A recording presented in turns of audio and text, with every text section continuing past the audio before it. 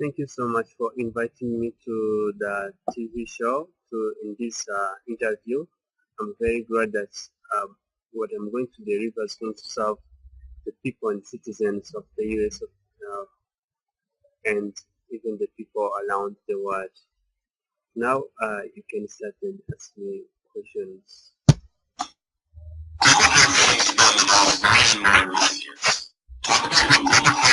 And why it's important to pay attention to it. Thank you so much. The global health is a concept, is an idea, is an idea that will come to solve the country issues that are attached to health sector. And global health, its mission is to it's focused mostly on disease prevention and quality treatment in nations. Global health is very important because it sustains the health development in different nations around the world. And also, uh, global health ensure that all the nations are getting equal support they need to sustain their health and to make sure that their citizens are living better in their countries and continuing with their activities without any disease uh, challenge that prevents them. Also, it prevents these diseases and reduce the cost of health. These are all the missions of the global health that is to always make sure that people are living well without any issue regarding to health. We develop mostly the developing countries to remove all these diseases that may be like barriers. Um, you can find more information on the World Health Organization, but the global health is an idea that came to support uh, having good health and preventing diseases and even providing support treatment in case they are needed.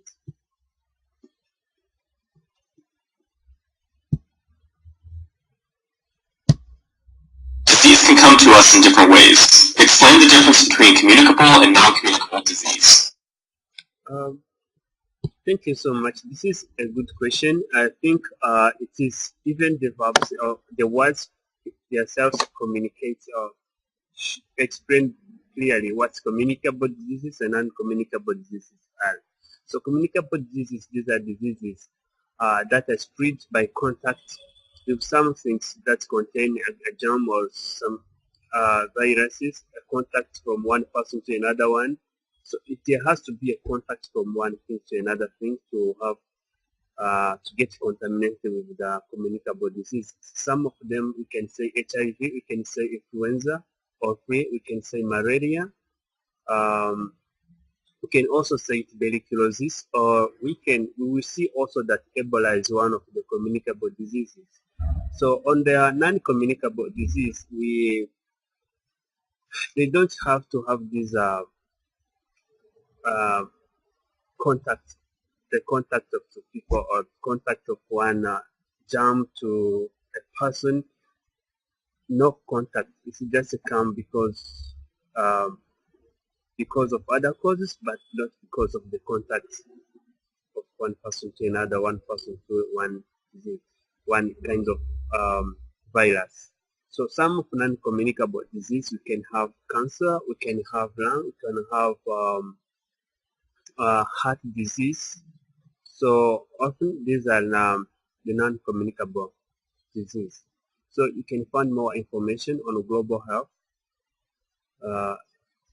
That's where you can find more information, but clearly non-communicable diseases you have to be contact from one thing to another, while non-communicable there is no contact. They come because of other causes.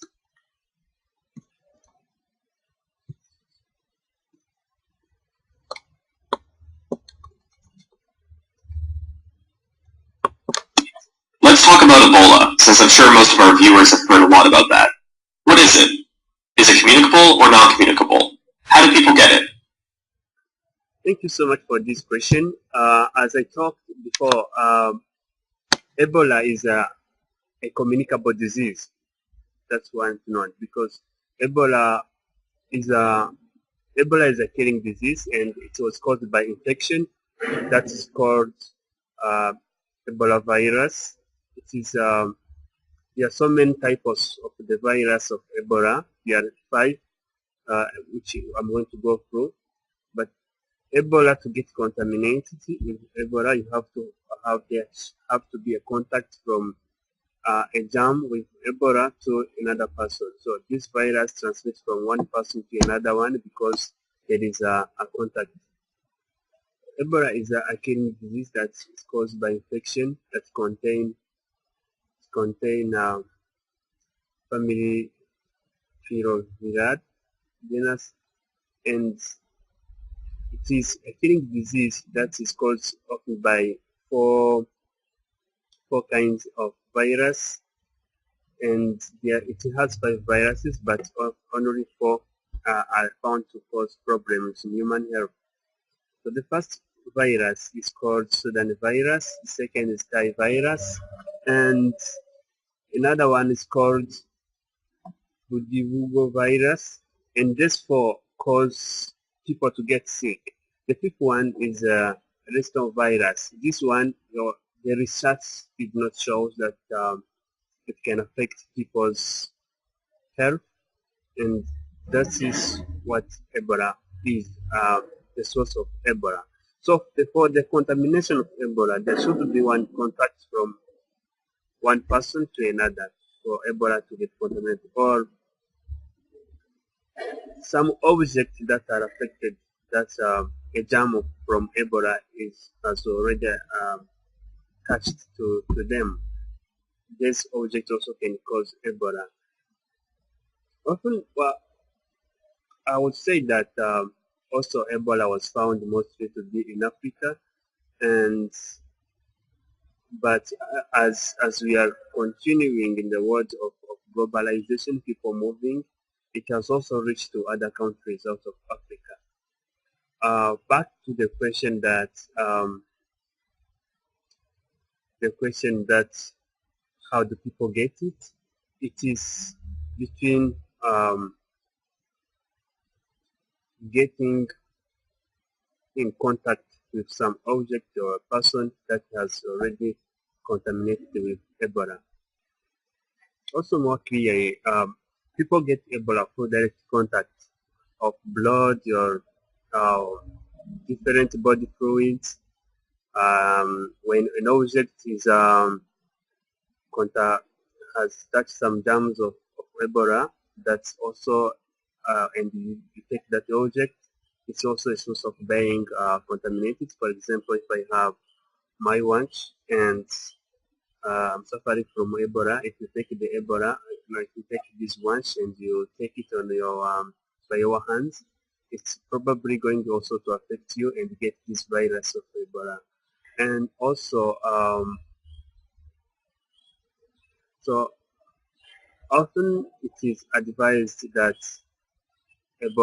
someone suffering from Ebola, he has to go somewhere and it's not going to be in contact with some other people, because when he came in contact, that's when people get to be contaminated, because it's easy to exchange some hands, exchange some kind of object, and so that's the reason why the person should be kept somewhere out of the community.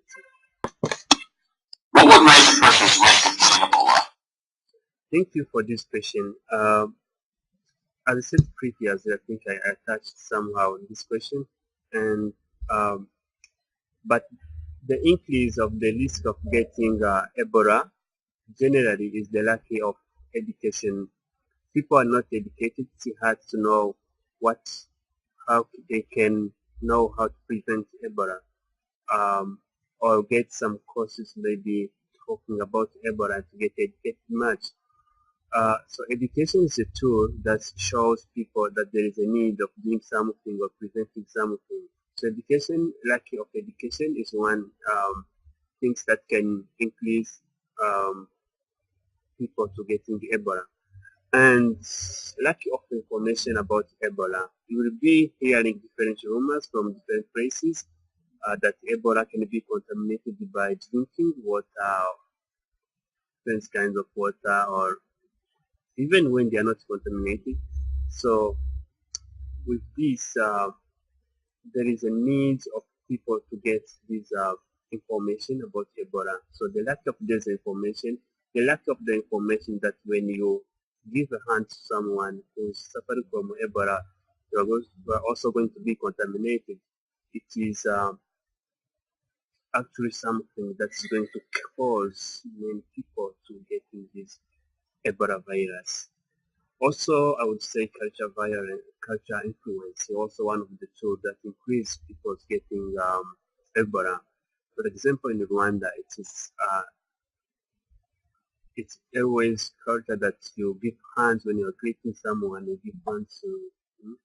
So when Ebola comes in Rwanda, it will be very easier for people to get contaminated. So because they interact, they contact, so they interact so much. I think these are the risks, but on top of that, the government does not have a way of treating people and knowing those who are already affected by Ebola and taking them out of the people who are not contaminated. This is going to also increase the risk of getting Ebola. So there is need of an intervention of the government to come in and try to separate people who are already contaminated and those who are not contaminated. Okay, first of all, I said so gathering people who are affected in the same place and remove them from the community, that is one to reduce chance of getting Ebola. And educate people about the measure they should take to prevent Ebola is the second. That would reduce these numbers of people who are getting contaminated. So there is this a need of investing much in treating people and providing sources needs to educate people to know more about Ebola and take independent actions to fight against Ebola by themselves. So there is a need of individualization decision taking in this case.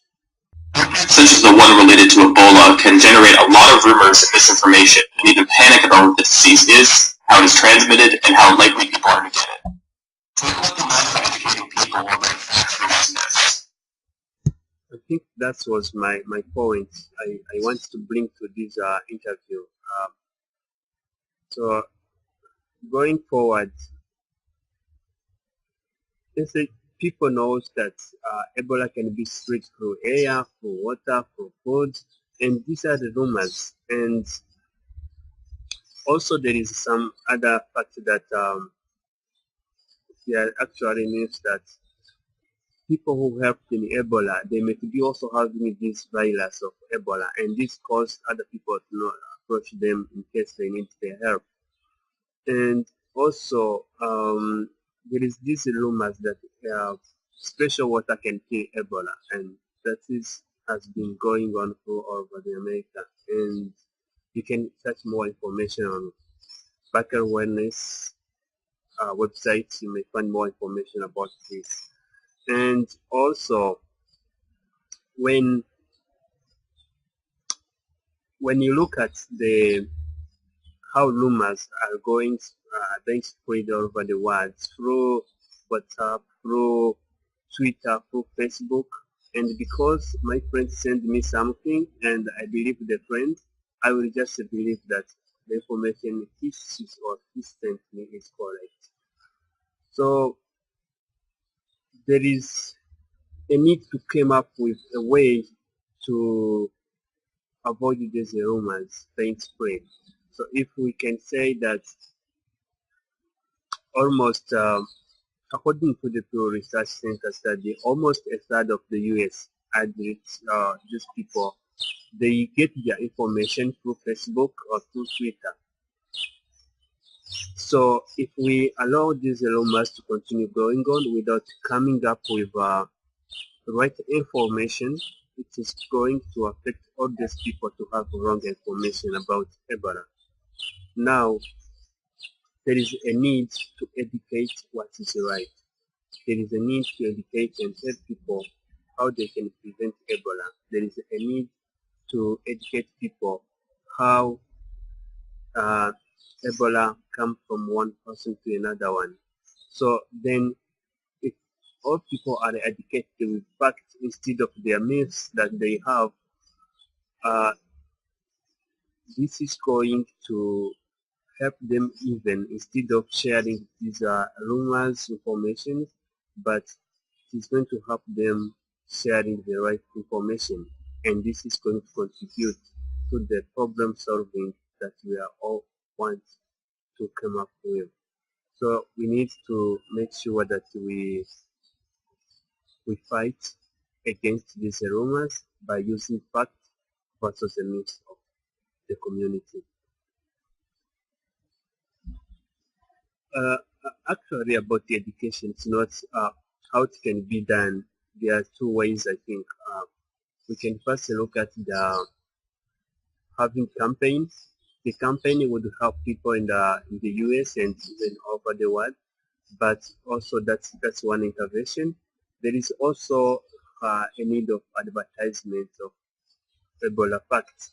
So in our hospitals, we print papers, put papers there showing that this is the cause of Ebola, this is how can prevent Ebola.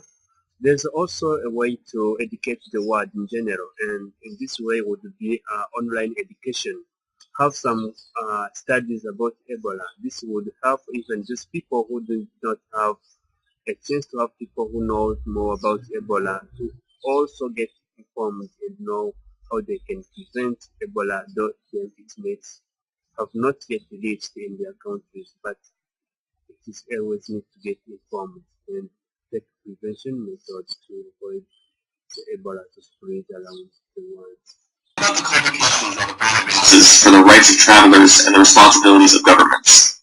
Casey Hickox, for example, a nurse from Maine who returned to the States following a trip to West Africa in the summer of 2014, had quantitative restrictions placed upon her, restrictions that she was very much against. This was found a difficulty in balancing individual rights and government's responsibility. The way to balance individual rights and government responsibilities is you need to understand the importance of the public community instead of individual interests. Now, if the school can prevent students suffering from Ebola to come in their campus, it is not the poor decision making of leadership. It is not poor leadership, but it is a way to see what is interest, what is the benefit of the majority. So if one person would come to contaminate other 100 people, that is not leadership. So there is a need to understand that sometimes the government can take off the privilege that someone have to save the community. And the government does not look only for one person, but it's generally look what is the benefit of the majority, because it looks on all people in all the citizens. So in this case, balancing is always good, but in some difficult conditions like this of Ebola, it is always important that government take responsibilities, though there may not be some balance between individual rights and the government responsibility. So in this case, government should do better with it is a moral that government should look for the benefit of the majority rather than the interest of one person. I think that would be my answer on this case, because otherwise we would see many people getting contaminated because they have right to stay at home, so they are suffering from Ebola, and that's would not be something that any nation in this world would support. Which is considered a big world health problem and raises similar issues to Ebola in terms of rights and responsibilities. Just about everyone knows that smoking harms health, Where does it go in the body? So smoking is an issue on global health. Global health. It's an issue that's causing many people to get cancer, to have different diseases, to have tuberculosis, and there have been a lot of campaigns that educate about stopping smoking, but generally people did not respond as the campaign wanted. I think people, of course, have the right to take tobacco and they have the right to smoke whenever they want. Um, so, however, they don't have to harm others who don't take tobacco, who don't smoke. So, government should allow them to continue taking tobacco, but um, have some restrictions in place that would prevent them to harm others when they are smoking. What about secondhand smoke? It's really knows how it affects people. Secondhand smoke is a way of getting contaminated. So getting contaminated by these smokes from people who are smoking, but without really smoking. For example, I don't smoke, but if someone is smoking on my side, by my side, that is, and he spread out the smokes, so that and the smokes is going to come to me. That is what we call second-hand smoke. So there is also another way that burning tobacco products, that is also second-hand smoke, like burning cigarettes. Um, it also produces smokes that are very harmful. So they are so much harmful and it affects much people. Those who don't smoke, they affect them much. Because the smokes, they contain around seven thousand chemical that includes at least 70 that include 70 chemical that may cause cancer and to include other toxic that are very harmful to human body. So though you may not be smoking and but there's someone smoking nearby you or you are burning tobacco products, still you are going to get these consequences that someone who smoke would also have, and maybe more than him, you can get contaminated and have this cancer. So it's very important that to be careful, and that is why government should make a way, uh, have some ways in place to protect these people from having second-hand smoke. People that typically think of tobacco as a drug like heroin or cocaine, but the addiction is strong, isn't it? Shouldn't we think of tobacco use as a form of substance abuse? Uh, Tobacco does not cause direct problems like other powerful drugs do. So therefore, we cannot think tobacco use as form of substance abuse in this case.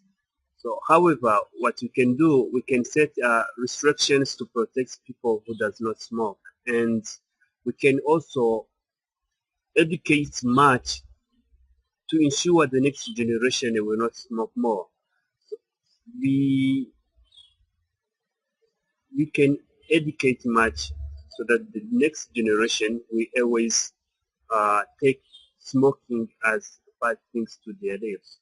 We can back or stop something like smoking directly today, but small by small we can stop smoking by helping our generation to not smoke. Thank you for talking to us. Thank you so much. It was a great talk with you. I think the information I gave will help the people around the world and they will understand clearly and take measures to protect their lives. Thank you so much.